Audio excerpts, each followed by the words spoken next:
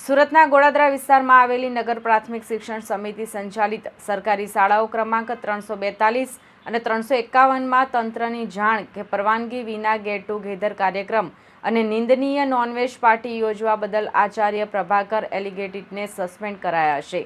અગાઉ શિક્ષણ સમિતિએ શાળાના આચાર્ય પ્રભાકર એલિગેટિટને નોટિસ પાઠવી કૃત્યને ખૂબ જ નિંદનીય ગણાવ્યું હતું. આ ગંભીર મામલે આજે નગર પ્રાથમિક શિક્ષણ સમિતિની ટીમ શાળા પર જઈને સ્થળ અને સ્ટાફ અને અન્ય શિક્ષકોની તપાસ કરશે. ગઈકાલે સરકારી સ્કૂલમાં 1987 થી 1991ના વિદ્યાર્થીઓ માટે ગેટ ટુગેધર કાર્યક્રમનું આયોજન કરવામાં આવ્યું હતું. આ દરમિયાન ચિકન મટન પીરસવામાં આવ્યું હતું. આ આયોજન સ્કૂલના પ્રિન્સિપાલ દ્વારા કરાયું હતું. નોનવેજ પીરસવાનો વિડીયો પણ સામે આવ્યો હતો. પરિસરમાં આવેલી માતા સરસ્વતીનું મોં ચૂંદડીથી ઢાંકીને નોનવેજ પીરસવામાં આવ્યું હતું.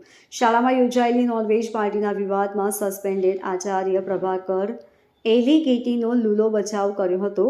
તેમણે જણાવ્યું હતું કે શાળામાં ભૂતપૂર્વ વિદ્યાર્થીઓ, શિક્ષકો અને આચાર્યોનું ગેટ ટુગેધર આયોજિત કરાયું હતું.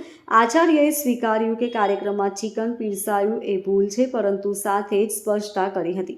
આ આચાર્યએ 342 નંબરના આચાર્યએ નગર પ્રાથમિક શિક્ષણ સમિતિની શાખને નુકસાન પહોંચાડવાનું ગંભીર કૃત્ય કર્યું હોય આજ રોજ એમને સસ્પેન્ડ કરવામાં આવ્યા છે અને તપાસ કમિટી નિમીને અગાઉની કાર્યવાહી કરવામાં આવશે. કેટલી ગંભીર બાબત સાહેબ? સસ્પેન્ડ પછી બી કઈ રીતની કાર્યવાહી?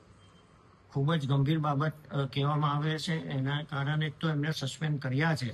હવે ખાતાકીય તપાસ મૂકીને પેનલના માધ્યમ દ્વારાથી વધુ તપાસ કરીને એના પર જે બીજી પણ કાર્યવાહી કરવાની હશે અમે કરીશું. Bureau report, LK star news, Surat.